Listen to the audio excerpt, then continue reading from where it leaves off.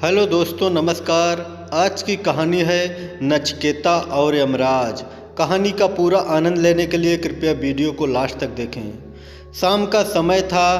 पक्षी अपने अपने घोंसले की ओर लौट रहे थे, पर वह बढ़ा जा रहा था बिना किसी थकान और पछतावे के। उसे अपनी मंजिल तक पहुंचना ही था, यही उसके पिता की आज्ञा थी। उसका लक्ष्य था यमपुरी, वही यमपुरी जहां यमराज निवास करते थे। उसे यमराज से ही मिलना था, यही उसके पिता का आदेश था। लगातार 3 पहर चलने के बाद वह यमपुरी के द्वार पर जा पहुंचा। वहां पर 2 यमदूत पहरा दे रहे थे। उन्होंने जब उस बालक को देखा तो आश्चर्यचकित रह गए। कौन है यह बालक जो मौत के मुंह में चला आया? दोनों सोचने लगे। उसमें से एक यमदूत ने गरजती आवाज़ में उससे पूछा, हे बालक, तू कौन है और यहाँ क्या करने आया है? मेरा नाम नचिकेता है और मैं अपने पिता की आज्ञा से यमराज जी के पास आया हूँ। उस बालक ने धीरता के साथ उत्तर दिया। लेकिन क्यों मिलना चाहते हो तुम यमराज से? दूसरे यमदूत ने प्रश्न किया। क्योंकि मेरे पिताश्री ने उन्हें मेरा दान कर दिया है। नचिकेता की बात सुनकर दोनों यमदूत हैरान रह गए। ये कैसा अजीब बालक है, इसे मृत्यु का भय नहीं? यमराज से मिलने चला आया। उन्होंने उसे डराना चाहा, पर नचिकेता अपने निर्णय के आगे सुई की नोक भर भी ना डिगा। वह बराबर यमराज से मिलने की इच्छा प्रकट करता रहा। इस पर एक यमदूत बोला, वे इस समय यमपुरी में नहीं हैं, 3 दिन बाद लौटेंगे, तभी तुम आना। कोई बात नहीं, मैं 3 दिन तक प्रतीक्षा कर लूँगा। नचिकेता ने उत्तर दिया और वहीं द्वार के पास बैठ गया। सहसा उसकी आंखों के आगे बीती हुई एक एक घटना चित्र की भांति घूमने लगी। नचिकेता के पिता ऋषि बाजश्रवा ने एक बड़े यज्ञ का आयोजन किया था। विद्वानों, ऋषि मुनियों और ब्राह्मणों को उसने यज्ञ में आमंत्रित किया। ब्राह्मणों को आशा थी कि यज्ञ की समाप्ति पर बाजश्रवा की ओर से उन्हें अच्छी दक्षिणा मिलेगी। लेकिन जब यज्ञ समाप्त हुआ और बाजश्रवा ने दक्षिणा देनी शुरू की तो सभी आश्चर्यचकित रह गए। दक्षिणा में वह उन गायों को दे रहा था जो कि बूढ़ी हो चुकी थी और दूध भी देना बंद कर देती थी। यज्ञ के प्रारंभ होने से पूर्व बाजश्रवा ने घोषणा की थी, वह यज्ञ में अपनी समस्त संपत्ति दान कर देगा। इसी कारण यज्ञ में कुछ ज़्यादा ही लोग उपस्थित हुए थे, पर जब उन्होंने दान का स्तर देखा तो मन ही मन नाराज होकर रह गए। क्रोध तो उन्हें बहुत आया, पर उनमें से कोई कुछ कह न सका। बाजश्रवा के पुत्र नचिकेता से यह न देखा गया। संपत्ति के प्रति अपने पिता का यह मोह उससे बर्दाश्त न हुआ। वह अपने पिता के पास जाकर बोला, पिताजी, ये आप क्या कर रहे हैं? देखते नहीं हो मैं ब्राह्मणों को दान दे रहा हूँ। बाजश्रवा ने कहा, लेकिन ये गाय तो बूढ़ी हैं, जबकि आपको अच्छी गाय दान में देनी चाहिए। नचिकेता ने विनम्रतापूर्वक कहा, क्या तुम्हें मुझसे ज़्यादा जानते हो? कौन सी चीज़ दान में देनी चाहिए, कौन सी नहीं? बाजश्रवा ने झल्लाकर प्रश्न किया। हाँ पिताजी, नचिकेता ने कहा, दान में वह वस्तु दी जाती है जो व्यक्ति को सबसे ज़्यादा प्रिय हो, और सबसे प्रिय तो मैं हूँ। आप मुझे किसको दान में देंगे? नचिकेता की इस बात को बाजश्रवा कोई उत्तर न दिया, पर नचिकेता ने हठ पकड़ ली।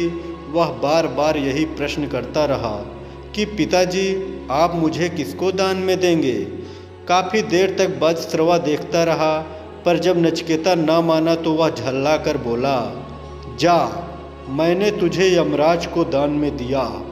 लेकिन अगले ही पल बाजश्रवा ठिठका। ये उसने क्या कह दिया? अपने इकलौते पुत्र को यमराज को दान में दिया? पर अब क्या हो सकता था? नचिकेता भी ठहरा दृढ़ संकल्पी। वह कहाँ पीछे रहने वाला था। पिता की बात सुनकर बोल पड़ा, मैं आपकी आज्ञा का पालन करूँगा पिताजी, आप बिल्कुल चिंतित ना हों। बाजश्रवा ने बहुतेरा समझाया, पर नचिकेता ना माना।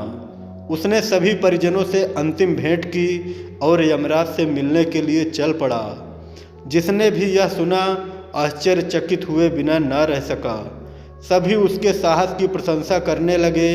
यमपुरी के द्वार पर बैठा नचिकेता बीती बातें सोच रहा था। उसे इस बात का संतोष था कि वह पिता की आज्ञा का पालन कर रहा था। लगातार 3 दिन तक वह यमपुरी के बाहर रुका यमराज की प्रतीक्षा कर रहा। तीसरे दिन जब यमराज आए तो वे नचिकेता को देखकर चौंके। जब उन्हें उसके बारे में मालूम हुआ तो वे सभी आश्चर्यचकित रह गए। अंत में उन्होंने नचिकेता को अपने कक्ष में बुलाया। यमराज के कक्ष में पहुंचते ही नचिकेता ने उन्हें प्रणाम किया। उस समय उसके चेहरे पर अपूर्व तेज था। उसे देखकर यमराज बोले, वत्स, मैं तुम्हारी पितृभक्ति और दृढ़ निश्चय से बहुत प्रसन्न हुआ। तुम मुझसे कोई भी 3 वरदान मांग सकते हो। यह सुनकर नचिकेता की प्रसन्नता की सीमा न रही। वह बोला, पहला वरदान तो आप यह दें कि मेरे पिता क्रोध शांत हो जाए और वे मुझे पहले की तरह प्यार करें। ऐसा ही होगा। यमराज बोले, दूसरा वरदान मांगो। किंतु इस बार नचिकेता सोच में पड़ गया। अब वह क्या मांगे? उसे तो किसी चीज़ की इच्छा ही नहीं। अचानक उसे ध्यान आया कि मेरे पिता ने यज्ञ स्वर्ग की प्राप्ति के लिए किया था। क्यों न मैं उसे ही मांग लूं? यह सोचकर वह बोला, मुझे स्वर्ग की प्राप्ति किस प्रकार हो सकती है? यमराज चक्कर में पड़ गए, पर वचन दे चुके थे, इसलिए उन्होंने वह भी बता दिया और तीसरा व अंतिम वरदान मांगने के लिए कहा। नचिकेता कुछ समय तक सोच में डूबा रहा, फिर बोला, आत्मा का रहस्य क्या है? कृपया समझाएं। नचिकेता के मुख से इस प्रश्न की आशा यमराज को बिल्कुल भी न थी। उन्होंने उसे कोई वरदान मांगने को कहा और बोले, यह विषय इतना गूढ़ है कि हर कोई इसे नहीं समझ सकता। पर नचिकेता अपनी बात पर अड़ा रहा और निर्णायक स्वर में बोला, अगर आपको कुछ देना ही है तो मेरे इस प्रश्न का उत्तर दें, अन्यथा रहने दें, क्योंकि मुझे अन्य कोई भी वस्तु नहीं चाहिए। वे उसे आशीर्वाद देते हुए बोले, वत्स, ये ऐसा रहस्य है जो मैं भी नहीं जानता, पर यदि तुम ज्ञान प्राप्त करो और विद्या अध्ययन करो तो तुम्हें सिर्फ इसी प्रश्न का ही नहीं बल्कि संसार के सभी प्रश्नों का उत्तर प्राप्त हो सकता है। क्योंकि विद्या वह खजाना है जिसकी बराबरी संसार की कोई दूसरी वस्तु कर नहीं सकती। उसके बाद यमराज ने नचिकेता को आशीर्वाद देकर उसे उसके पिता के पास वापस भेज दिया। वहाँ से लौटने के बाद नचिकेता अध्ययन में लग गया, क्योंकि जीवन की सही राह उसे प्राप्त हो चुकी थी। उसी राह पर चलकर वह एक बहुत बड़ा विद्वान बना और सारे संसार में उसका नाम अमर हो गया। कहानी कैसी लगी कमेंट में ज़रूर बताएं।